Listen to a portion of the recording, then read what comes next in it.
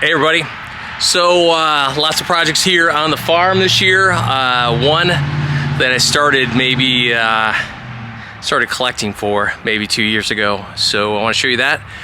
You're not going to be overly impressed with my barn. It is work in progress, but I'm going to decided that instead of finishing up the barn before I start a project, what the heck, let's start a project. So as you might know, I am motorcycle-less, which is a weird thing for me to be, but part of that is that I turned some of my motorcycles into this project right here, so at least the pieces to it. If you've been on my website, you know that I've done a ton of Jeeps. This is a tub CJ7.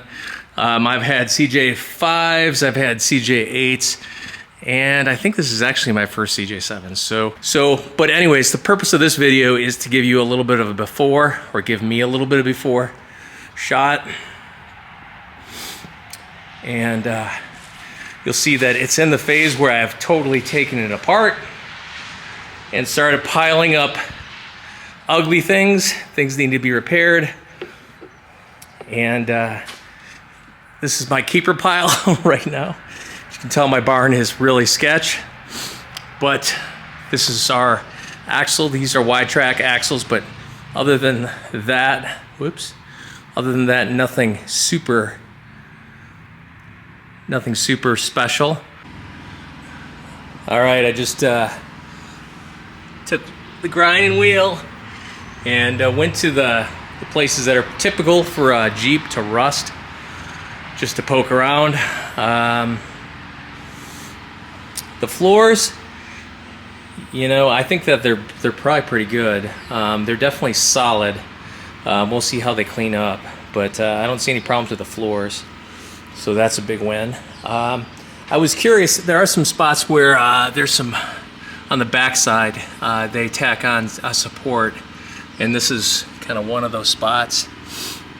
There's a rib that goes right in there, and for some reason it likes to capture water in there and to rust, so that's pretty normal. I'll just do a little patch for that. Over here it looks to be solid, but you can see kind of what we have to work with, and I'm not 100% sure that it is what I think.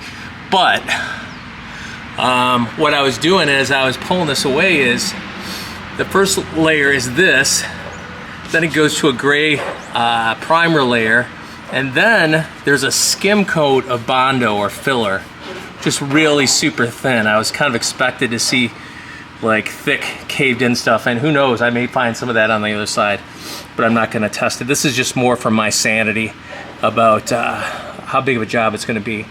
And then underneath is this this brown color. Now the color, I mean, that could be a brown primer, but I guess I haven't seen a brown primer before, but I haven't seen a lot of things.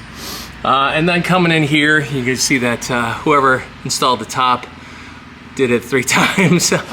So we'll actually go in and weld those up and just have really good solid metal across the whole thing. I don't think this is going to take long. If I do it by hand, definitely longer, but I do have a big sandblaster that just needs me to run power out here, and that should be perfectly fine and good. Now, let's look over here. The back, this is where it's a little sketchy. Once again, you can see the layers of stuff to this metallic brown that's kind of underneath it. But once again, a layer Bondo. Sometimes people do it because everything is spot welded, and that creates these dimples in the side, so sometimes people like to try to take them out. I don't know that I'm going to do that. I don't mind the dimples, but you can see here, this must be a common rust area as well, because it's on the other side as well. So a hole here. I don't think I need to replace get a whole patch panel for this. I'm just going to do a patch for that. But if I tear this off and it needs more, of course I'll go and do that. The hinges, this is all solid, which was surprising. You know, the frame looks good. And then coming on to this other side, this is our big project so far. So I was thinking that this because there is a support that someone added on the inside of this, so I think it might be twofold. One is this bar, probably when they put it in, they reinforced it so it could carry a heavier spare, but it seems like they would have done something to the top too, which they didn't do.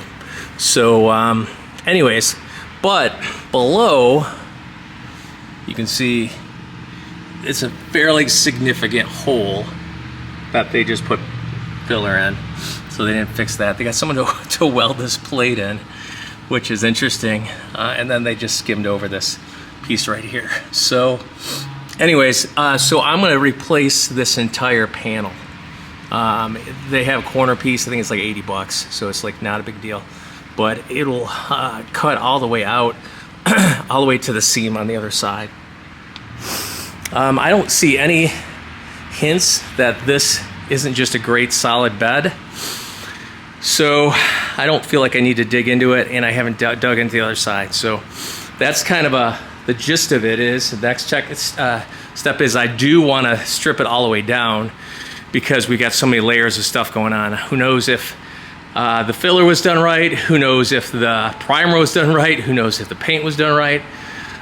So we'll go straight back to the metal and show you a really good picture of that metal work done before we lay some primer on it. But so this is before picture, and it's probably going to take, I think we'll probably get the body ready for paint this summer, and hopefully get the motor built, which I'll show you that in a second. Now over the winter I started getting the engine ready, and so I do this goofy thing is I have two piles. I create a pile of disassembled things, take them through the cleaner. I probably over clean these.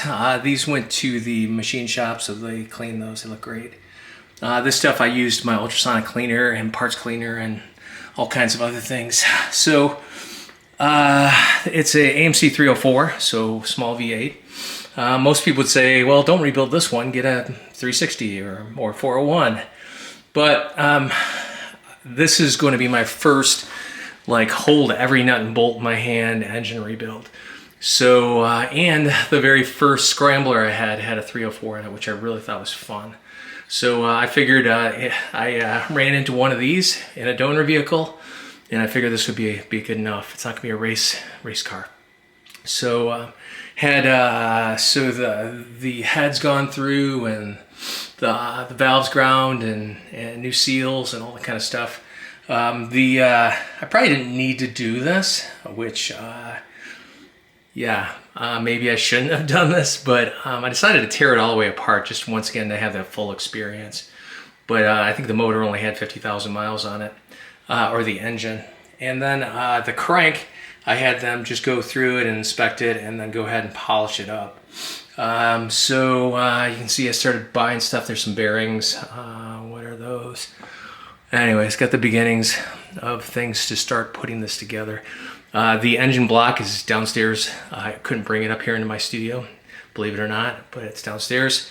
And I think just for the fun, emotional side of it, I'm going to go ahead and give both the heads and the block a nice spray of AMC, that kind of beautiful metallic teal color. So maybe I'll show you that, maybe I won't. Not that super glamorous. But anyways, so that's the very beginnings of what we have in the spring of 2025. Let's see how long it takes to get this done.